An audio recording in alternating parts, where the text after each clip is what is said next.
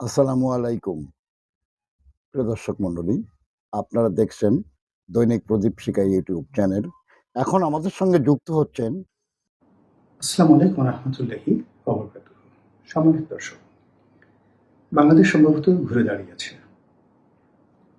এদেশের মানুষের মধ্যে যেভাবে মুক্তিযুদ্ধের যে আবেগ, অনুভূতি, স্বাধীনতা এবং সার্বভৌমত্ব সম্পর্কে মানুষের যে শ্রদ্ধাবোধ এবং আমাদের মহান মুক্তিযুদ্ধে যারা অনবদ্য অবদান রেখেছিলেন, সে সকল মুক্তিযোদ্ধা, তাদেরকে যারা সহযোগিতা করেছেন, এই কথাগুলো ইদানিংকালে এতটা গুরুত্বের সঙ্গে, এতটা সম্মানের সঙ্গে উচ্চারিত হয়েছে বা হচ্ছে, যা 1991 সনের পর থেকে আমরা কখনো দেখিনি।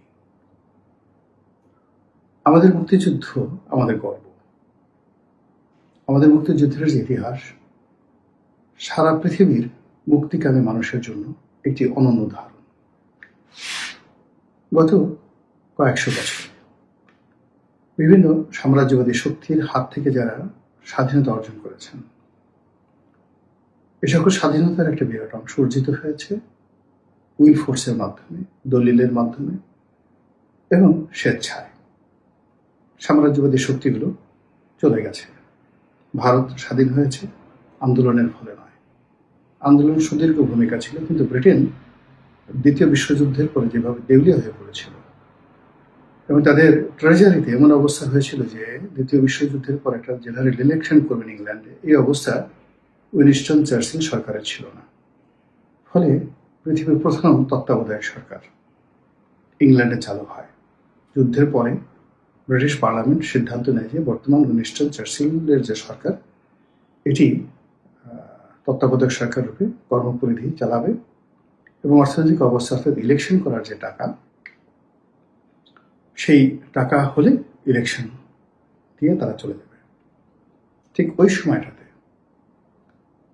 ভারত স্বাধীন হয়ে যায়। এর কারণ হলো ভারত তখন একটা ওয়েলফেয়ার স্টেট রূপে ব্রিটেন সাবসিডি দিয়ে চালাচ্ছিল এবং তারা এই তাড়াহুড়ো করতে গিয়ে যে বিভেদ এবং বিসংবাদের বীজ বপন করে যায়। পাকিস্তানের সঙ্গে আফগানিস্তানের সীমান্ত, পাকিস্তানের সাথে ভারতের সীমান্ত, বাংলাদেশের সঙ্গে ভারতের সীমান্ত, এগুলো নিয়ে যে দ্বিমত তারা তৈরি করে যায় তাড়াহুড়ো করে, যার দায় আমাদেরকে এখনো বহন করতে হচ্ছে। তো যেটা বলছিলাম যে এভাবে অনেক রাষ্ট্র তৈরি হয়েছে যুদ্ধের, দ্বিতীয় বিশ্বযুদ্ধের পর, প্রথম বিশ্বযুদ্ধের পর। অনেকে স্বাধীনতা অর্জন করেছেন বিকজ তারা ছেড়ে চলে গেছেন, কিন্তু খুব অল্প দেশ সরাসরি যুদ্ধ করেছে, যুদ্ধ করে জয়লাভ করেছে, তারপর স্বাধীনতা অর্জন করেছে। এবং এই সকল দেশের মধ্যে আমেরিকা এবং বাংলাদেশ অন্যতম। ফলে সারা দুনিয়াতে মুক্তিকামী মানুষদের মধ্যে আপনি যেভাবে ফিদেল ক্যাস্ট্রো নাম আসে, যেভাবে চে গুয়েভারের নাম আসে, জর্জ ওয়াশিংটনের নাম আসে, একইভাবে ঠিক একই কাতারে বঙ্গবন্ধু শেখ মুজিবুর রহমানের নাম চলে আসে। যেভাবে থমাস জেফারসনের নাম আসে, একইভাবে কর্নেল এম এ উসমানী, যিনি জেনারেল এম এ উসমানী হিসেবে পরিচিত, পাপা টাইগার হিসেবে পাকিস্তান আর্মিতে যার ব্যাপক পরিচিত ছিল, তার নাম আসে। একইভাবে জেনারেল আরোরা, জেনারেল মানেকশ, তাদের নাম আসে। সারা পৃথিবীতে আপনি এখানে বসে নয়, আপনি আল আজহার বিশ্ববিদ্যালয়ের লাইব্রেরিতে গিয়ে পড়ে দেখেন, আপনি লুভর মিউজিয়ামে গিয়ে দেখেন, তারপর যে ব্রিটিশ লাইব্রেরি আছে সেখানে গিয়ে দেখেন, ব্রিটিশ মিউজিয়ামে গিয়ে দেখেন, এবং সেখানে বাংলাদেশের স্বাধীনতার দলিলপত্র খোঁজেন। এরপর তুলনামূলকভাবে আপনি অন্যান্য দেশের স্বাধীনতা যুদ্ধের সঙ্গে তুলনা করেন, আপনি দেখেন যে বাংলাদেশের মহান মুক্তিযুদ্ধ, বঙ্গবন্ধু শেখ মুজিবুর রহমান, মুক্তিযোদ্ধা, এই জিনিসগুলো সারা বিশ্ব কিভাবে মাথায় করে রেখেছে। আপনি জানেন না আপনার ব্যর্থতা, আর না জানার কারণে আপনি ওজন করতে পারছেন না। তো এই যে আমরা দীর্ঘদিন না জানার কারণে কেবলই মাত্র আবেগ দিয়ে মুক্তিযুদ্ধকে অতি মূল্যায়ন করেছি অথবা অবমূল্যায়ন করেছি। তো সেই জায়গাটিতে আমাদের একটা নতুন জেনারেশন তৈরি হয়ে গেছে, যে জেনারেশনটি গত 14 মাসে নতুন করে আবার মুক্তিযুদ্ধের দ্বারা যেভাবে অনুপ্রাণিত হচ্ছে, যেভাবে ধর্মান্ধদের বিরুদ্ধে তারা দাঁড়িয়ে যাচ্ছে, মুক্তিযুদ্ধের বিরোধী শক্তির বিরুদ্ধে যেভাবে তারা রুখে দাঁড়াচ্ছে, এটা অভূতপূর্ব। যদি শেখ হাসিনার পতন না হতো, জামাতের উত্থান না হতো, ডক্টর মোহাম্মদ ইউনূসের সরকারের অভিষেক না হতো, এইরকম পরিবেশ পরিস্থিতি তৈরি হতো না। শেখ হাসিনার পতনের আগে একটি স্লোগান খুব জনপ্রিয় হয়ে পড়েছিল, তুমি কি আমি কে, রাজাকার রাজাকার। আমরা সবাই জানি যে রাজাকার যে শব্দটি, এটি ইতিবাচক একটি শব্দ, কিন্তু আমাদের মহান মুক্তিযুদ্ধে যারা পাকিস্তানের দোসর ছিলেন, যারা আমাদের মা বোনদেরকে ধরে ধরে নিয়ে পাকিস্তানের সেনা ক্যাম্পে দিয়েছেন, নিজেরা ধর্ষণ করেছেন, আর তাদেরকে ধর্ষিত হওয়ার জন্য তারা ভেট হিসেবে, উপহার হিসেবে পাকিস্তানি জান্তাদের হাতে তুলে দিয়েছেন, যারা মুক্তিযোদ্ধাদের বাড়ি ঘর আগুন দিয়েছেন, ডাইরেক্ট ব্রাশ ফায়ার করে হাজার হাজার লক্ষ লক্ষ মানুষকে খুন করেছেন, জখম করেছেন, পুরো বাংলাদেশকে দারুল হাবিয়া বানিয়ে ফেলেছেন, জাহান্নাম বানিয়ে ফেলেছেন। সেই নামগুলোর সঙ্গে আলবদর, আসাম, রাজাকার, এ নামের যত অর্থই থাকুক না কেন, এগুলো বাংলাদেশে একটা জঘন্য গালিতে পরিণত হয়েছিল। এবং এই শেখ হাসিনার জমানা পর্যন্ত যে কোনো লোককে আপনি যদি বাজে শব্দ বলে গালি দিতেন, কোনো অসভ্য প্রাণীর জন্ম, কোনো অসভ্য প্রাণীর ভাই, কোনো অসভ্য প্রাণীর গর্ভ থেকে বের হয়েছে, কোনো আবর্জনা ভোগী প্রাণী, এগুলো নিয়ে গালাগালি করার চাইতেও যদি আপনি তাকে বলতেন রাজাকারের বাচ্চা, তুই রাজাকার, তো দাদা রাজাকার, এই জিনিসগুলো ভীষণ রকম রিয়াক্ট করত। তো সেই রিয়াকশনের জায়গা থেকে যখন মানুষ রাজপথে স্লোগান দেওয়া শুরু করলো যে তুমি কি আমি কে, রাজাকার রাজাকার, আমার কাছে মনে হলো যে ইতিহাসটা বোধহয় পরিবর্তন হয়ে যাচ্ছে, ইতিহাসটা পরিবর্তন হয়ে যাচ্ছে ভীষণ রকম ভাবে। আমি মানে যেটাকে বলা হয় সারপ্রাইজড, বেকুব হয়ে গেলাম। কিন্তু গত 14 মাসে সেই দক্ষিণপন্থী শক্তির উত্থান, আমাদের এই বাংলাদেশের যে পরিবেশ এবং প্রকৃতি, এখানে হিন্দু, মুসলমান, বৌদ্ধ, খ্রিস্টান যেভাবে সহ অবস্থান করে আসছে, যেভাবে মন্দিরের পূজারী আর মসজিদের ইমাম হাত ধরাধরি করে আমাদের এই সমাজে শত শত বছর ধরে বসবাস করে আসছেন পাশাপাশি বাড়িতে, যেভাবে বর্ণ হিন্দু, ব্রাহ্মণ, কুলীন মুসলমান, সৈয়দ বংশের লোক দ্বারা সম্মানিত হয়েছেন,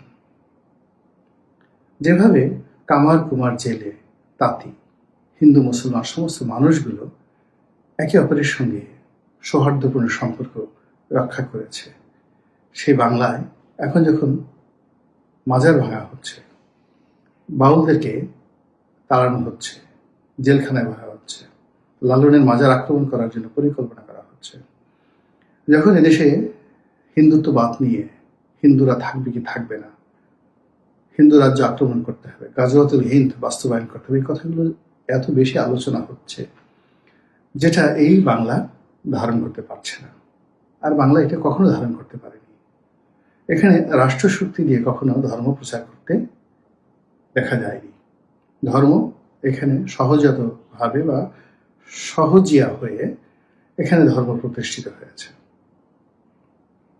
যারা ধর্মবেত্তা ছিলেন, আমাদের এই দেশ একটা সময় 400 বছর ধরে বৌদ্ধ ধর্মর এখানে প্রাধান্য ছিল, তারপর হিন্দু ধর্মের প্রাধান্য, তারপরে মুসলমান ধর্মের, ইসলাম ধর্মের প্রাধান্য গত প্রায় 700 থেকে 800 বছর। আপনি 2000 বছর ধরে যদি দেখেন, তাহলে এই মুসলমান ধর্মের যে আধিপত্য, এটা রাষ্ট্রশক্তিতে খুব অল্প সময়ের জন্য ছিল, কিন্তু সোশ্যাল, সামাজিক জীবনে এটি মূলত পাকিস্তান জমানাতে এই ইসলাম ধর্ম আমাদের সামাজিক জীবনে এবং রাষ্ট্রীয় জীবনে গুরুত্ব পাওয়া শুরু করলো। কিন্তু ব্রুট মেজরিটি থাকা সত্ত্বেও আমাদের এখানে ব্রিটিশদের 200 বছরে, মুঘলদের 350 বছরে,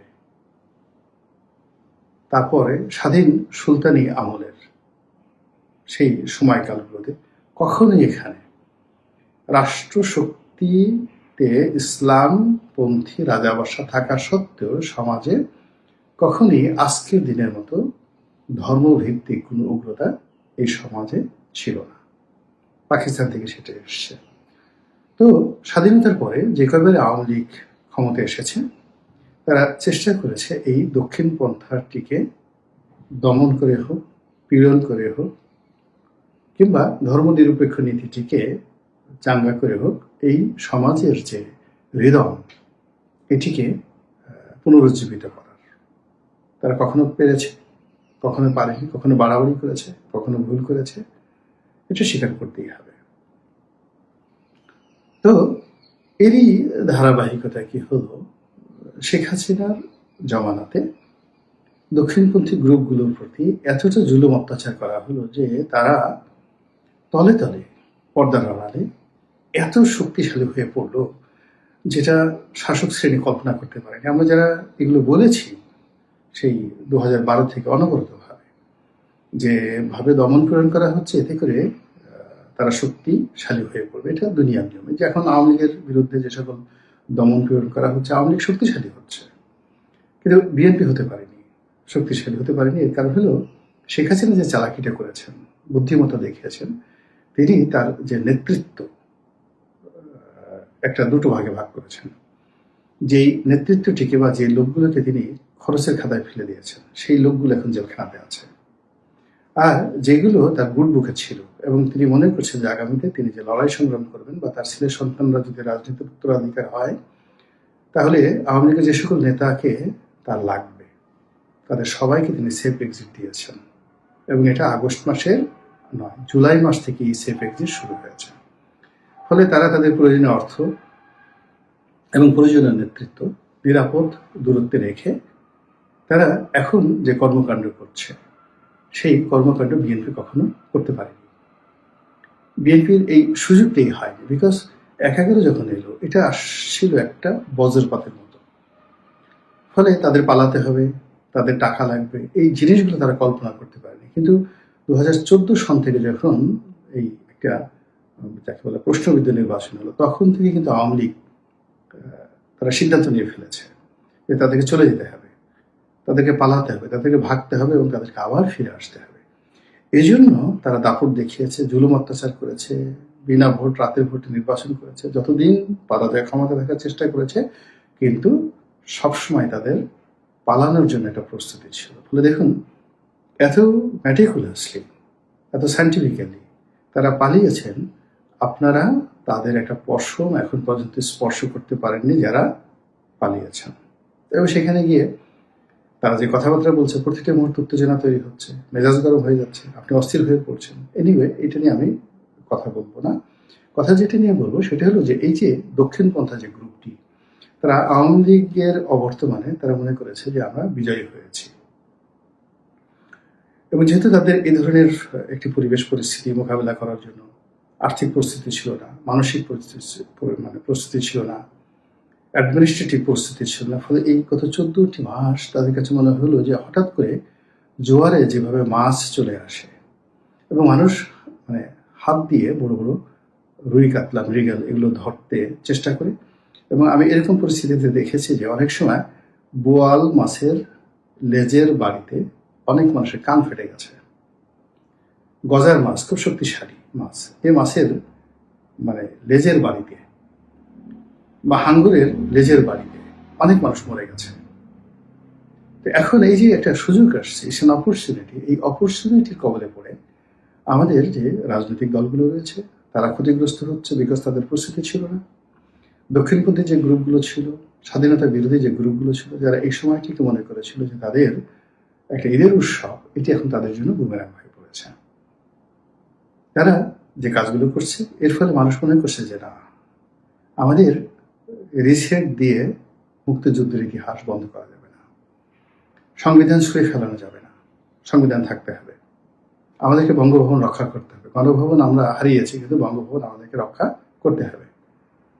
এই যে দৃঢ়তা শুরু হয়েছে মানুষের মধ্যে, তরুণ প্রজন্মের মধ্যে, এবং শেখ হাসিনা এই গত 2009 থেকে একেবারে শেষ দিন পর্যন্ত যে জেনারেশনটা তৈরি করেছেন, যাদের মধ্যে মুক্তিযুদ্ধ, বঙ্গবন্ধু, শেখ হাসিনা, তাদের যে ইতিবাচক বিষয়গুলো পাঠ্যপুস্তকে ঢুকিয়ে দিয়েছেন, এইগুলো এখন ক্রিয়া করছে।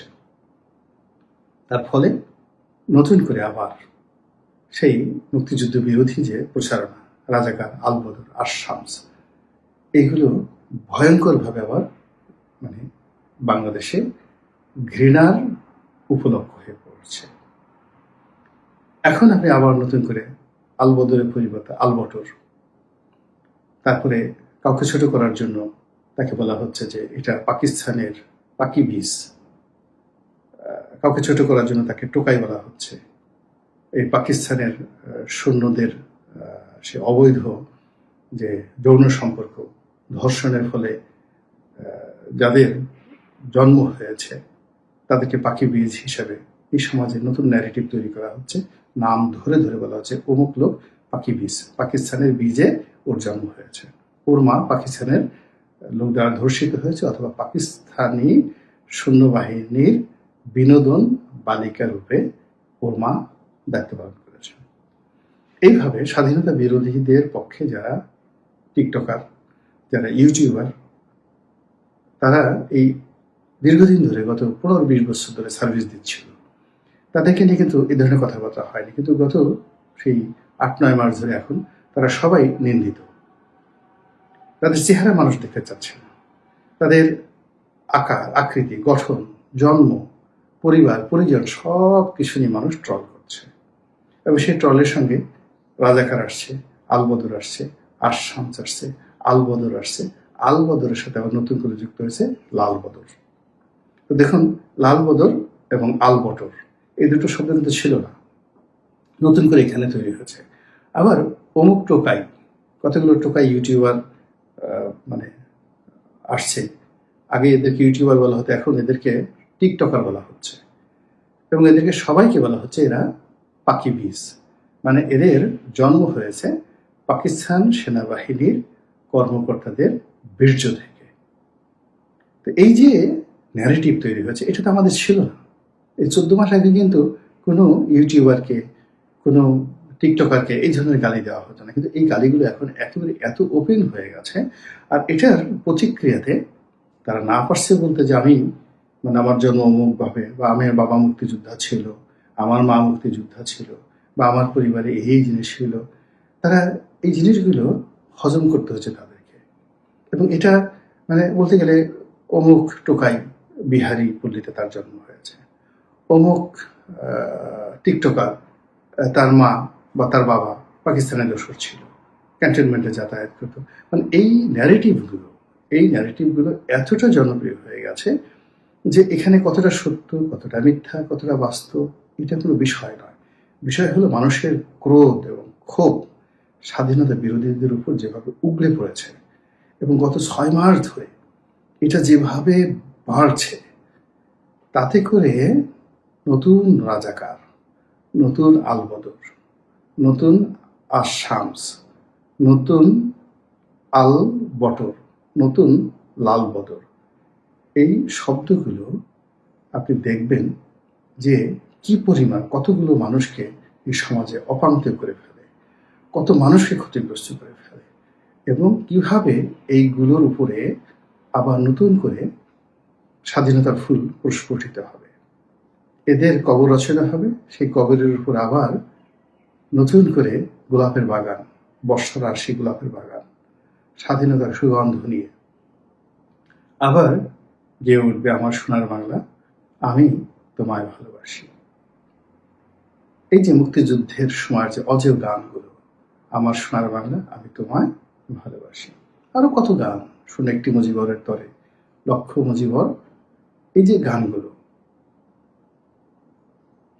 আবার নতুন করে মানে সুরারোপিত হচ্ছে, নতুন করে শব্দ তৈরি করছে, ছন্দ তৈরি করছে, এবং মুক্তিযুদ্ধের জন্য নতুন দলিল তৈরি করে ফেলছে নতুন জেনারেশন। কাজেই এর থেকে আমাদের যে শিক্ষা, ইতিহাস তার আপন গতিতে চলতে থাকে। কোনো রাষ্ট্রশক্তি, কোনো রাষ্ট্র ক্ষমতা শত চেষ্টা করে ইতিহাসের গতি পরিবর্তন কেউ অতীতে করতে পারেনি, বর্তমানেও সম্ভব নয়, আগামীতেও সম্ভব নয়। মহান আল্লাহ আমাদের সবাইকে হেদায়েত দান করুন এবং হেফাজত করুন। আসসালামু আলাইকুম ওয়া রাহমাতুল্লাহি ওয়া বারাকাতুহু।